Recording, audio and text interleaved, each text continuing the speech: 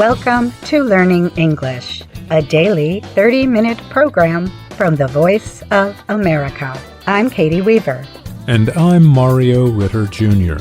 This program is designed for English learners, so we speak a little slower and we use words and phrases especially written for people learning English. On today's program, Jill Robbins tells about new U.S. rules banning a common food coloring. John Russell reports on research suggesting ancient Celtic women in Britain had deep social networks. Brian Lynn follows that with a report on new methods for policing information on Meta's social media services like Facebook.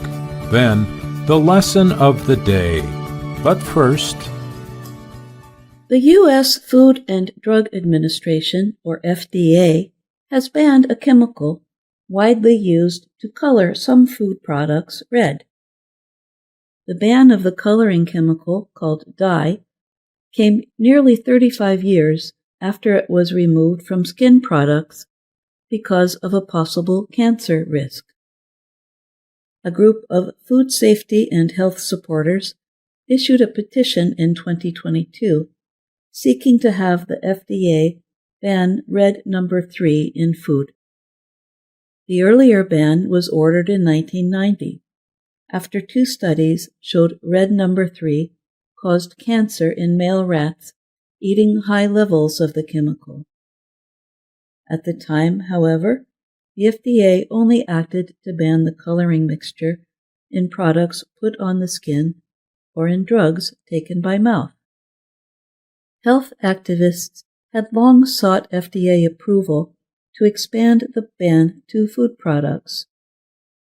In November, nearly 24 members of Congress sent a letter demanding that FDA officials ban red number 3. Some of the most common products containing red number 3 include sweets, icing, strawberry milk, maraschino cherries, strawberry protein drinks, as well as some gummy vitamins and medications. The FDA said food manufacturers will have until January 2027 to remove the dye from their products.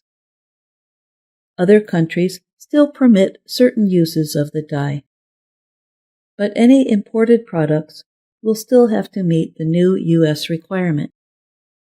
Red number 3 is already banned for food use in Europe, Australia, and New Zealand, except in certain kinds of cherries. The dye will be banned in California starting in January 2027. And lawmakers in Tennessee, Arkansas, and Indiana have also proposed limits on certain dyes, especially from foods offered in public schools. Jim Jones is the FDA's Deputy Commissioner for Human Foods. He noted that even though the agency had established the new ban, the way that FD&C red number 3 causes cancer in male rats does not occur in humans. FDA officials said the ban was enacted because of a U.S. rule called the Delaney Clause. This legal policy requires the FDA to ban any additive found to cause cancer in people or animals. Dr. Peter Lurie is director of the consumer activist group, the Center for Science in the Public Interest. He helped lead the latest effort to remove red number 3 from food products. Lurie told the Associated Press, "This is a welcome but long overdue action from the FDA." The International Association of Color Manufacturers has repeatedly said red number 3 is safe in levels usually taken in by humans. The group pointed to research carried out by scientific experts from the United Nations and the World Health Organization. One study, released in 2018, confirmed the safety of red 3 in food. Some food manufacturers have already changed their products to remove red number 3. One example is Sentient Food Colors, a St. Louis-based supplier of food colors and flavorings.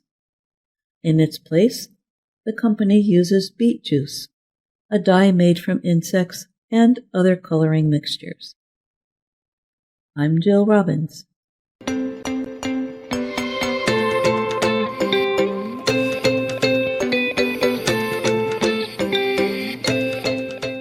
A recent study suggests that female family ties were central to social networks in ancient Celtic society before the Roman invasion.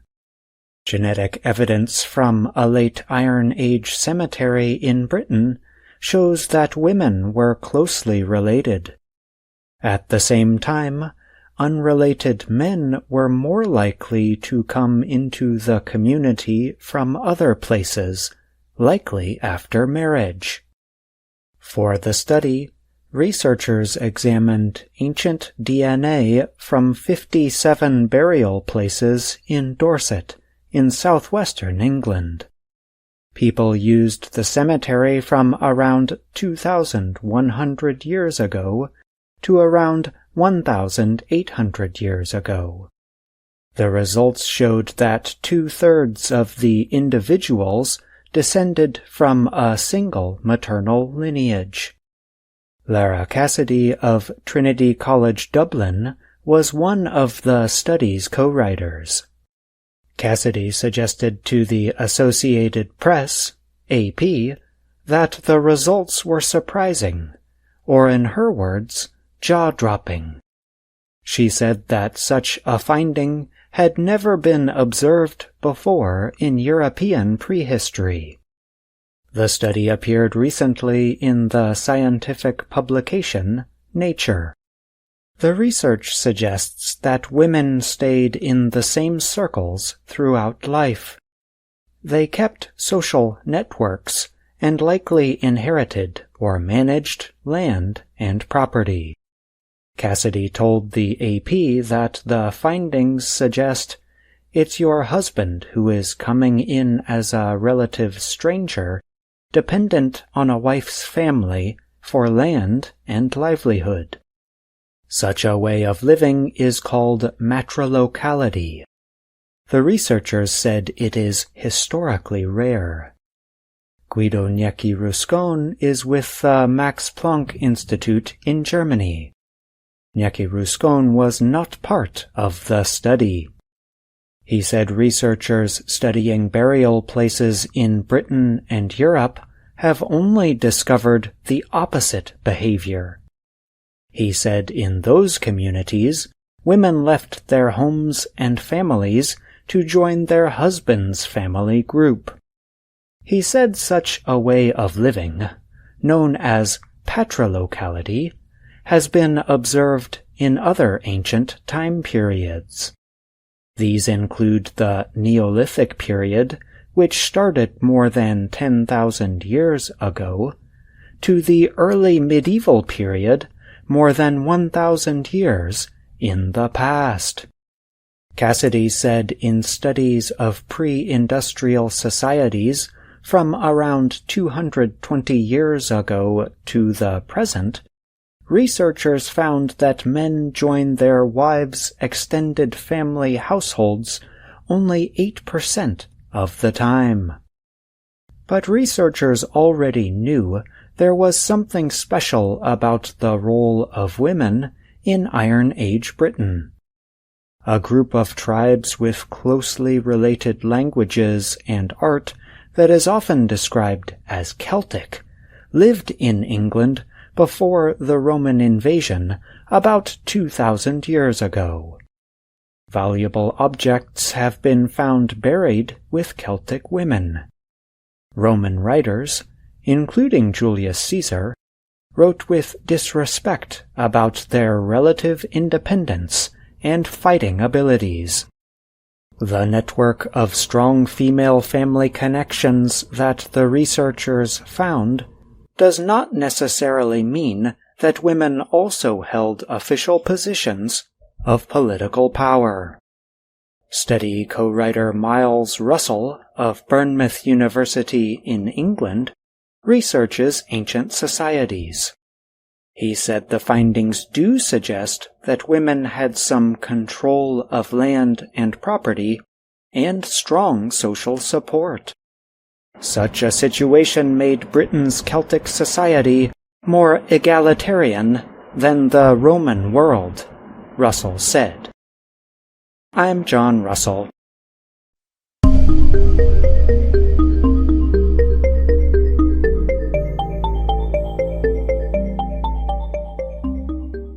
Facebook parent company Meta recently announced changes to the way it tries to identify misinformation and harmful material published on its social media services.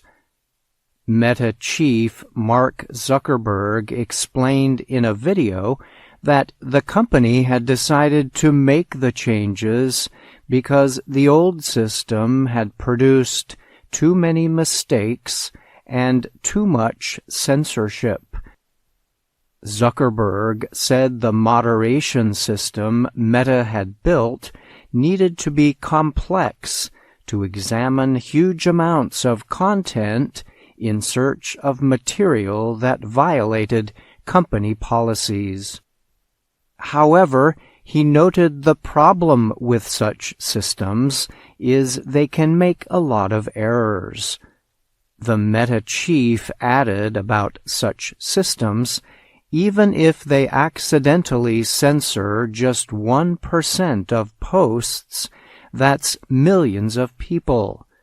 So, he said the company had decided to move to a new system centered on reducing mistakes, simplifying our policies, and restoring free expression. The new method turns over content moderation duties to a community notes system. The company said this system aims to empower the community to decide whether content is acceptable or needs further examination. The changes will be effective for Meta's Facebook, Instagram, and Threads services. Meta said the new system would become available first to U.S. users in the coming months. Meta's former moderation system involved the use of independent, third-party fact-checking organizations. Many of these were large media companies or news agencies. The efforts included digital tools as well as human workers to fact-check content and identify false, inappropriate, or harmful material.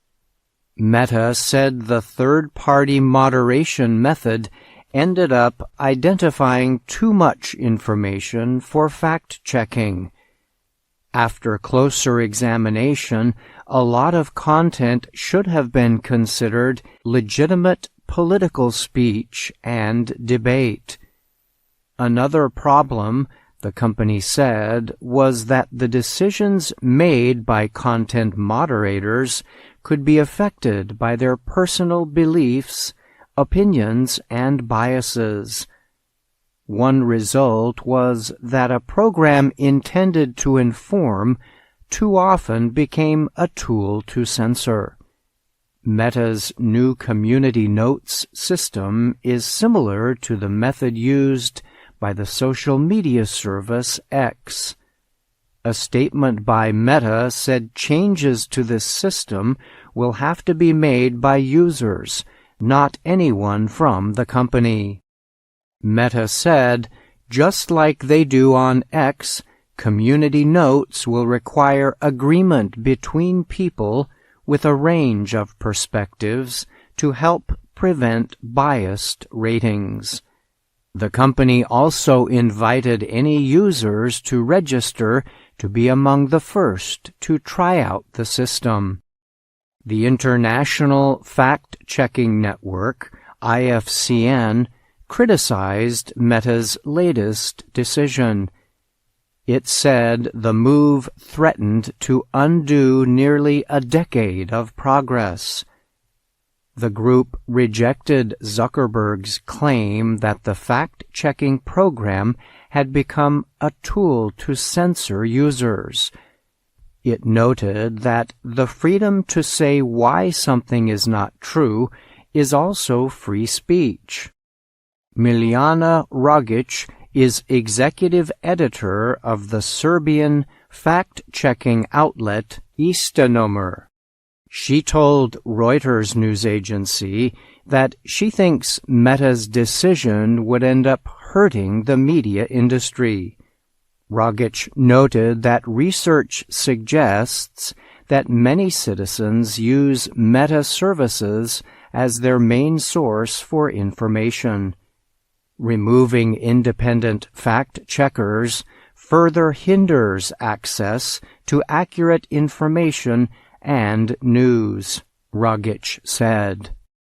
Not a lot of research has been done on how effective community notes systems are. But one effort carried out by the University of California and Johns Hopkins University found in 2024 that community notes entered on X for COVID-19 misinformation were accurate. The research showed the notes used both moderate and high-quality sources and were attached to widely read posts. However, the number of people taking part in that study was small. Also, the effects the system had on users' opinions and behavior is unknown. A 2023 study from the Journal of Online Trust and Safety said it was harder for users to agree when they examined content related to political issues. I'm Brian Lynn.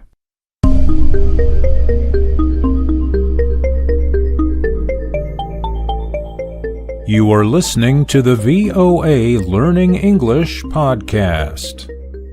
You just heard this week's technology report. We have Brian Lynn here with us to discuss some of the vocabulary in the report. Welcome, Brian. Sure, Mario. It's good to be here.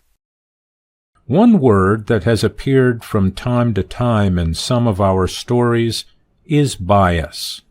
Could you explain the term for our listeners? Sure. So the easiest way to understand bias is to use the term slanted or sloped to describe it. That means something is higher on one side and lower on the other. Biased means giving one side of an argument more weight and the other side little, if any. That can lead to people feeling they are not getting the whole story. When presenting information, bias is not good. The term has a meaning in electronics, too. Bias can describe a continuous current applied to a circuit that is necessary for certain electronic devices to work correctly. But that is another complex discussion. And what about the adjective appropriate? I think English learners might hear that term a lot, but it also is spelled like a verb that has a very different meaning. Sure, appropriate is pronounced differently from appropriate, the verb, although it is spelled the same and they mean different things. The verb to appropriate means to take as one's own. It often suggests taking something without permission, but it can also mean to use for a specific purpose. The adjective has a different meaning. Appropriate means right or correct for the purpose. It is an unusual adjective in that it really depends on what it is used to modify. The same thing or action can be appropriate in one situation and not appropriate in another. It is used when people are describing things that can be understood in many different ways, depending on where, when, or how they appear. That is helpful, Brian. The term appropriate is a good example of how a simple English word can open a big discussion. Thank you, and we look forward to our next chat. Of course, Mario. Thank you for having me.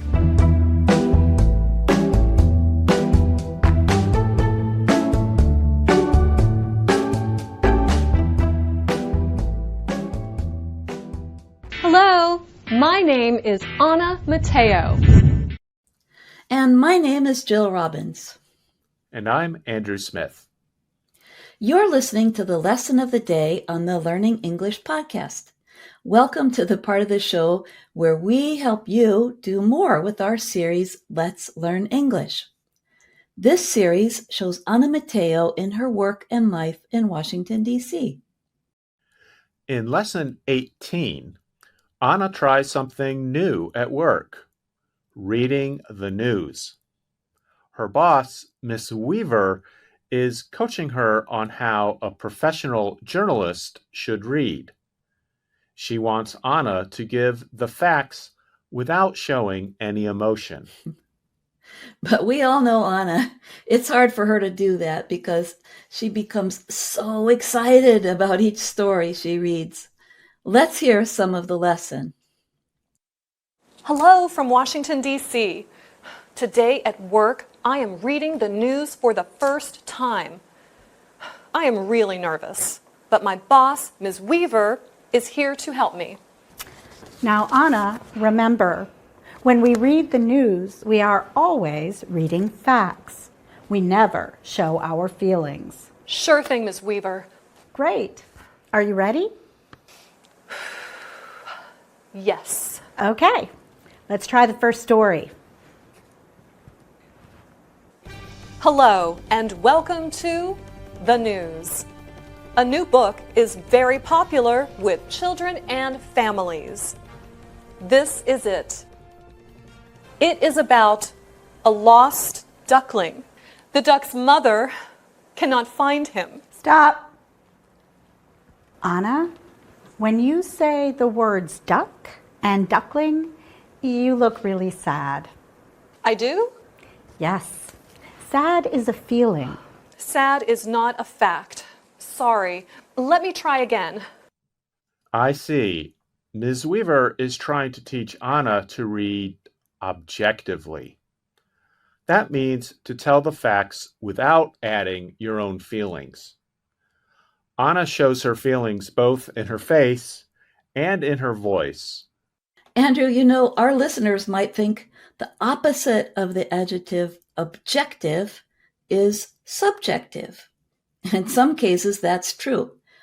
But there's another word we use when we talk about reporting news.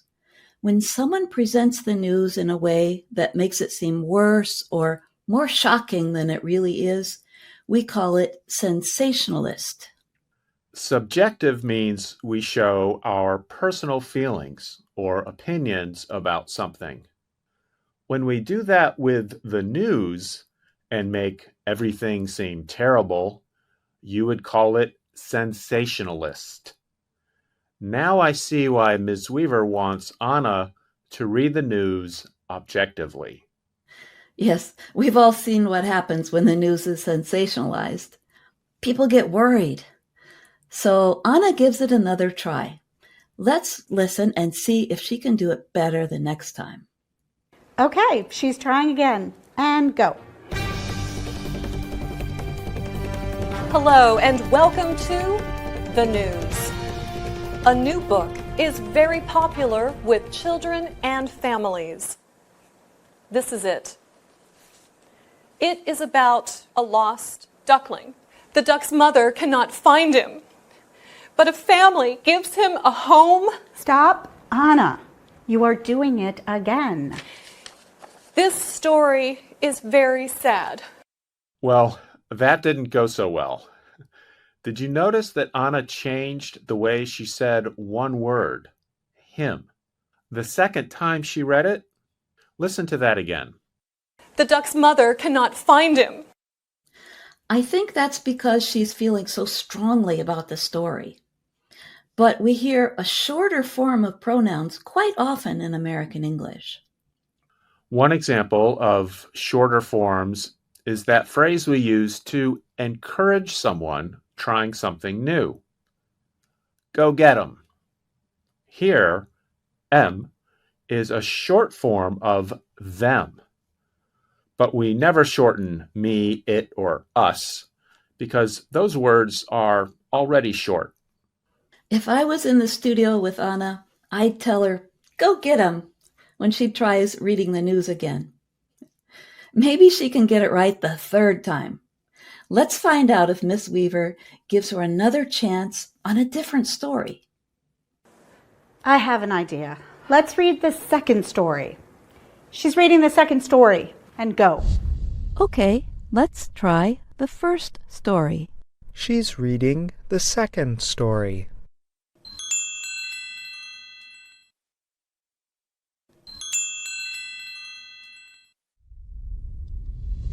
Hello, and welcome to the news. In Indiana, a grandmother is the first 80-year-old woman to win the race car 500. That is awesome. Stop. Stop. Anna, please. No feelings. Right. But it is awesome that an 80-year-old grandmother wins a car race. Just the facts, Anna. Right. Hello, and welcome to the news. In Indiana, a grandmother is the first 80-year-old woman to win the race car 500. She rarely talks to reporters, but when she does, she often says, "Nothing can stop me now." I am very happy for her. Stop, stop, stop. Anna, you cannot say you are happy. But I am happy. But you can't say it. Why? This is the news. Happy and sad are feelings. You can't have them in the news. Okay, I got it. There's another useful expression. Anna says, I got it, to show she understands Ms. Weaver.